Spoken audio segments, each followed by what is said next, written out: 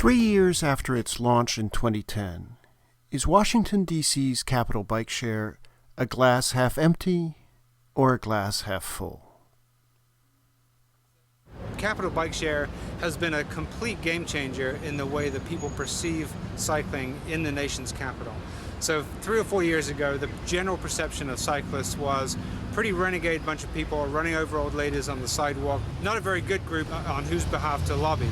Because of Capital Bike Share, the image of cycling now is a businesswoman on a bike share bike going somewhere, doing something productive and useful. And that is a complete game changer in terms of the perception of cycling on Capitol Hill, and gives us a lot more opportunity to be mainstream, to be normal, to be part of the transportation system rather than kind of an out of the mainstream oddball special interest issue. Do you use the bike shares? No, not at all. Why not? I prefer to drive, not a biker per se. What about the environment though? Isn't it better to be riding bikes than taking cars? I mean, yeah, it's better for the environment, but once again, I don't like public transportation. I'm an older guy. I don't like dealing with the younger people. When public transportation, they don't know how to act. People don't know how to handle themselves accordingly. It's always too much going on, so I'd rather just cut down on any confusion and drama and get to where I gotta go. How often do you use bike share? Almost every day, from the metro to work and work to metro. Okay. Every day, and so it's 5 days a week? Sometimes 6-7 days a week. Yeah, on the weekends as well. So why did you guys decide to get bikes from Bike Share? It's Yes. a great way of getting around the city, really. Yeah, it's very convenient. Where are you guys from? From Birmingham, in England. Do you have this in Birmingham?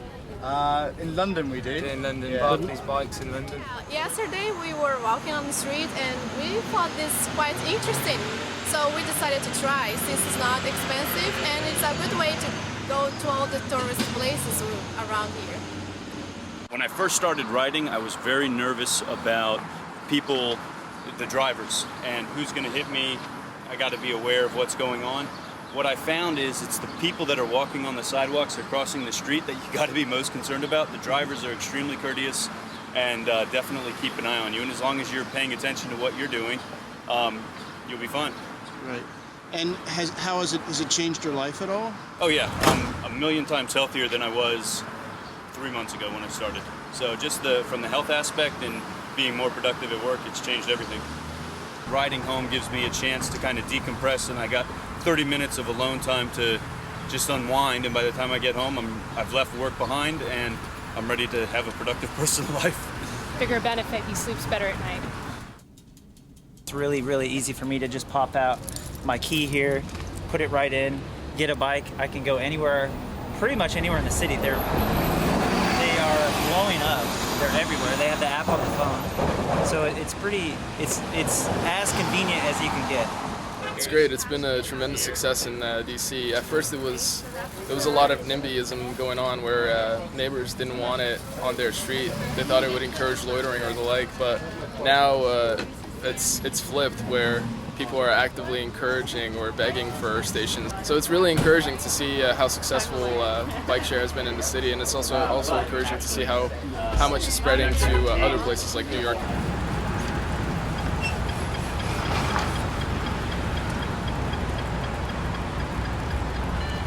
Right, you save on parking.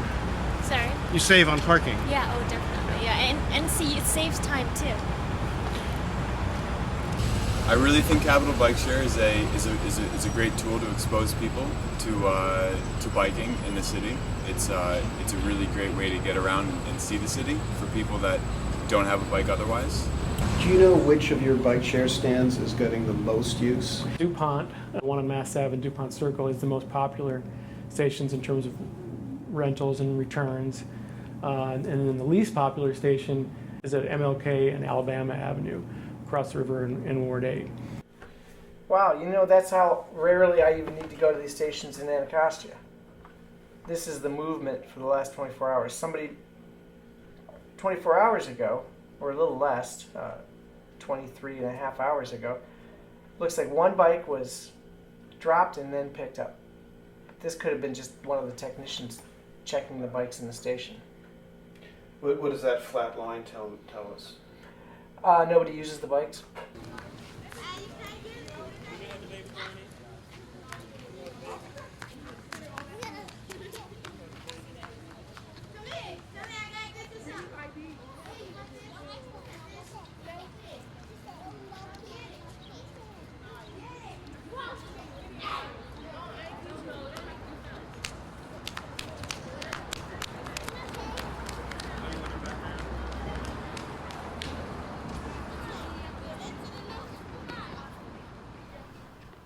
Bike share is less successful in Ward 8 because of Anacostia's hilly terrain, its location across the river from downtown, and for other reasons. If most people use it to bike to work and the unemployment rate is high in the African American community, I guess that's one reason why the bikes aren't being used. True.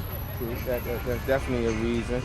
And a lot of people don't understand it. What's definitely a reason?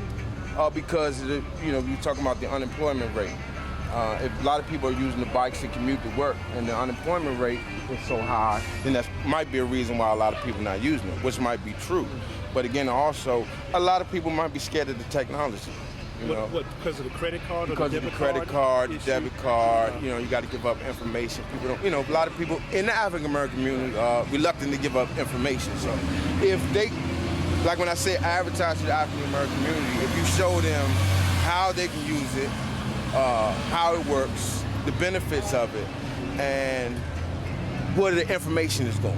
When you get bike share gets the information, what they do with the information. Are they giving it to somebody else? Are they sharing it with somebody else? So, all those are issues. And we're going to continue to see more jurisdictions come in. We've got Alexandria and Arlington already with DC. We've got Montgomery County coming in the fall. Where in Montgomery County? They're going to start in Silver Spring, Bethesda, and then up in the Rockville, Shady Grove area. One interesting project up there is what they call a JARCA grant, a Job Access Reverse Commute. So they're going to look at targeting some lower income workers who may end up at the Shady Grove Metro a mile or two from an office park where they work. And this could be the ideal way for them to get that last mile, first mile, as we call it. So it could be a real laboratory for bike sharing for the country. DC Councilmember Mary Che views bike share as a success. To her, an empty station looks half full. I know that it's working because when I travel from upper northwest down to the district building, and sometimes if it's after rush hour, I'll pass any number of bike share stations. They're empty. Everybody's used them. They're empty. So it's fabulously successful, and we need to have more. They're extending it out to Maryland, to Montgomery County, Arlington, and Virginia. So it couldn't be more successful. I see her point, but the people who run Capital Bike Share don't see empty stations as half empty, or even as half full. What is the biggest challenge facing bike share today? Well, I think right now the biggest challenge that we face is the success of the program. We have a lot of people that want to use our bikes, but we do have a limited number of stations. Even though that number is constantly expanding, the program is amazingly popular. So the trouble that we see is, especially during rush hours during the week, where people want bikes but just they're not available because they've already left the stations and headed downtown to where the jobs are. And DC is different than New York in that, the geography, all of the stuff is downhill. And everything where people live, all the stations where people are pulling bikes from are uphill. So at night, this pattern doesn't completely reverse itself because a lot of people will just take the metro home rather than try to ride all the way uphill to get to the northern part of the city. What's the toughest part of your job? Yeah, probably the biggest challenge right now is rebalancing. Making sure we have bikes at every station or spaces at every station as much as possible. And we have a fleet of rebalancers that's out every day in 6 vans or around the region, moving bikes from one place to another while they're maintaining them. Copy that, Sean, stand by. Now I want to try to get in touch with the driver on the east side because it's a station that's about to hit the 3-hour mark. And he may be heading there already. What's the 3-hour mark again? Well, it's in our contract that if a station is empty or full for 3 hours, we're subject to a fine. So it's always a goal. How important for the success of Capital Bike Share is it to have as many bike share stands as possible in different neighborhoods? Yeah, the number of stations is critical, and the density of the stations is also critical, and we have some work to do on that front. We do need more stations. Why is density important? Well, for a couple of reasons. One, you want to have as many stations as you can near as many destinations to make it convenient for people. But you also want to have another station nearby if someone gets to a station and there's no bike, or worse yet, if they get to a station and there's no space. So I think the gold standard is like three blocks apart or more in the lower density neighborhoods. We've got that in some areas, but for the most part, we need to get closer to that goal. Why 3 blocks apart? Why is that the gold standard? Well, that's a reasonable walking distance for someone who gets dock blocked, for someone who can't find a bike or can't find a space. What's the expression, dot blocked? Yeah, I don't know where that came from, but that means you basically dock blocked. You can't get a dock, an empty dock, or there's only empty docks. Yoga class, go to Trader Joe's in Foggy Bottom, see friends, go to Virginia. I pretty much use it. It's my #1 mode of transportation. And how big is dock blocking a problem? It's been more of an issue lately as the weather's gotten nicer. I just had an experience with that. I usually get my bike in Mount Pleasant and had to walk to 16th and Harvard. I had to actually jog over there because there was only one bike left at that docking facility. So it's becoming more of an issue? Yeah. And what's the solution, do you think? I think it's expansion of the program, and I think it's Alta, the company that runs Capital Bike Share, whatever system they're using to do rebalancing. I think they've just got to be on top of it. I know it's a challenge, and it's not, they're not going to be perfect, but I think more people on the ground and whatever software system they're using to optimize the number of bikes in a location will definitely be beneficial. Well, there's more bikes over there. Oh, There's where? a bike station right there. Like where? Yeah, but are there bikes in the place? Yeah, there are bikes over there. Where do you see them? Right in the front, right behind the blue garbage. You guys aren't taking this, are you? No, she's taking it, yeah. Oh, you are? But there are more bikes over there. Oh, nice. So she says. Yeah, right there, I see it. A friend of mine said that after starting to use bike share to get to work, he discovered that he liked biking so much that he gave up Capital Bike Share and bought his own bike. From Capital Bike Share's perspective, is that story a success story or a failure? We consider that a success because the goal for the city and the goal at DDOT is more bicycling, be that by Capital Bike Share or your own personal bike. Now, we want to have the most efficient system possible in terms of having bikes available for more people more often, and we're still working on that. But in the meantime, if people want to use their own bike, if bike share, if you will, is kind of like a gateway drug for bicycling, so be it.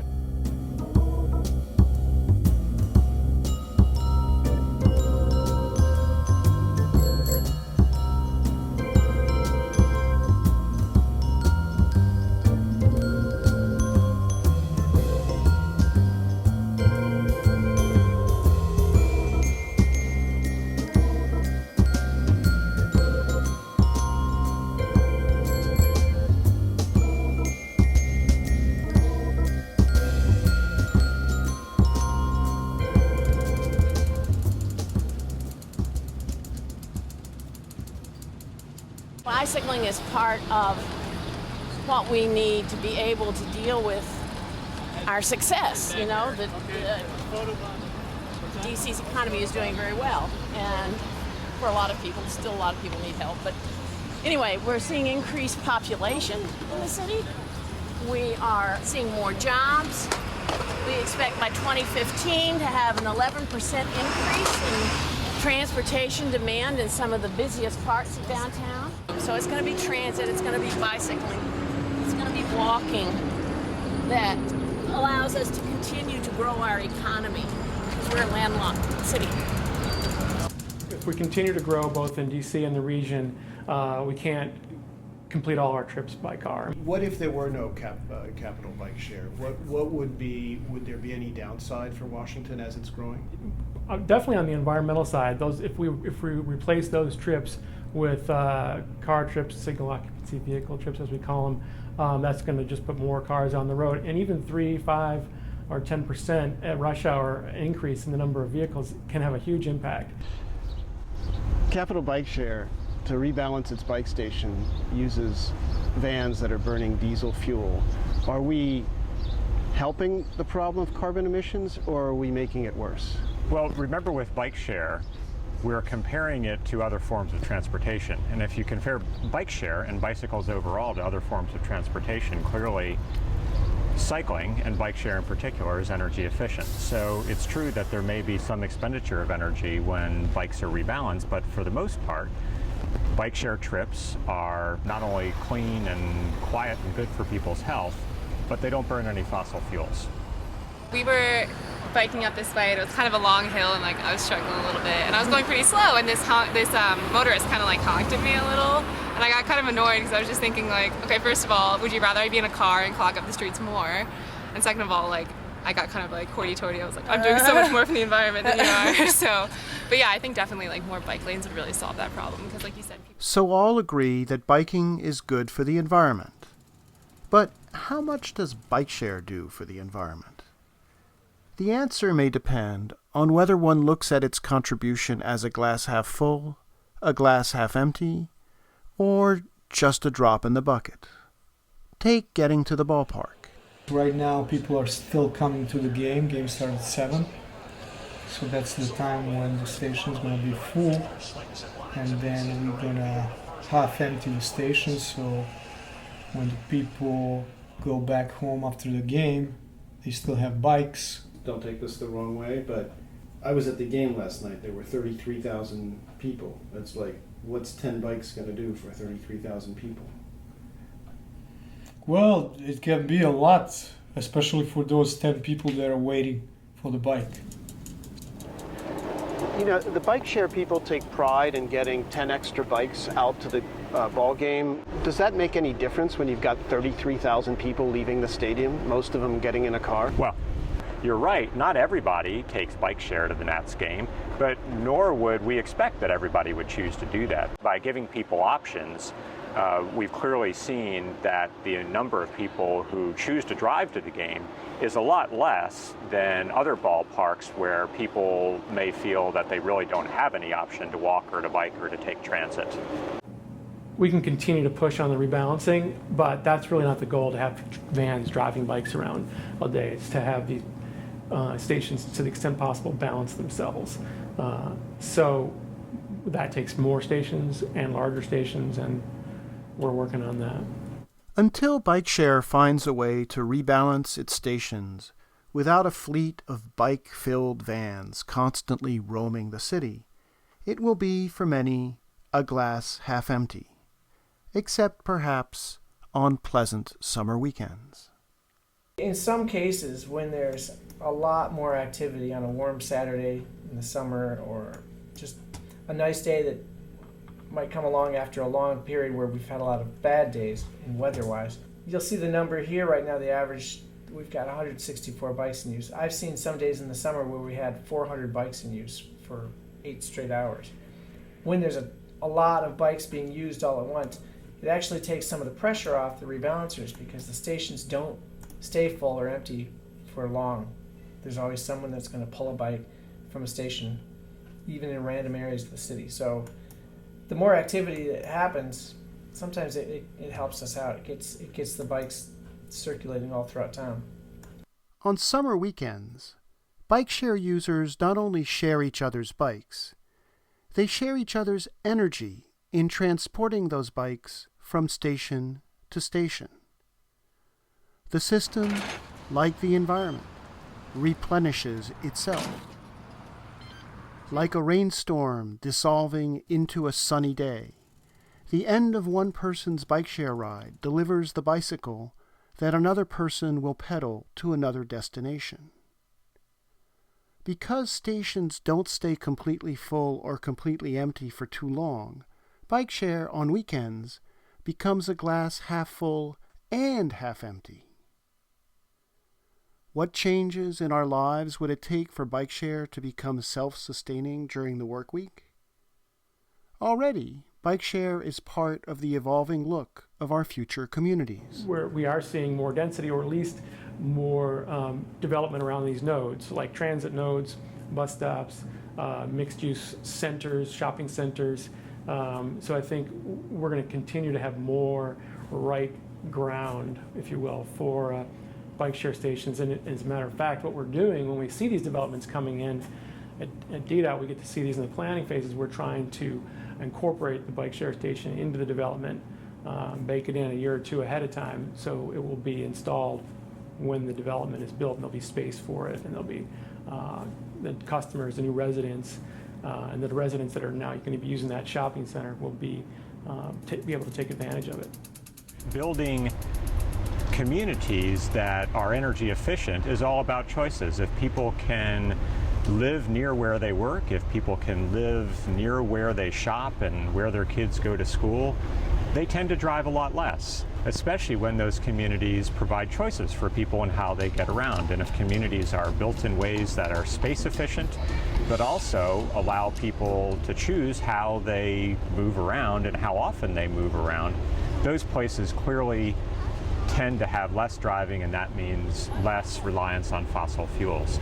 And the ranges depend on the exact characteristics of the communities, but studies indicate that anywhere from 10% to 60% less energy expenditure associated with transportation can be achieved in those kinds of communities. Bicycles are a big part of that. Maybe, just as it is part of the changing configuration of our communities, bike share also foreshadows a change in the day-to-day rhythm and pace at which we will live and work. It foretells a day when every day of the week becomes more open-ended and less of a closed-circuit routine, when the workday grind of work, home, and back to work finds a way to merge into the endless destinations of the weekend.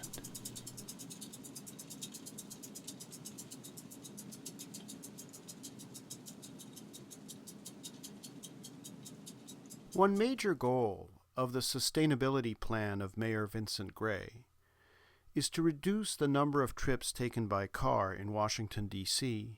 between now and 2020. To transport large numbers of commuters across the region, bike share will not be a substitute for conventional mass transit, but it can increase the number of trips taken on bikes.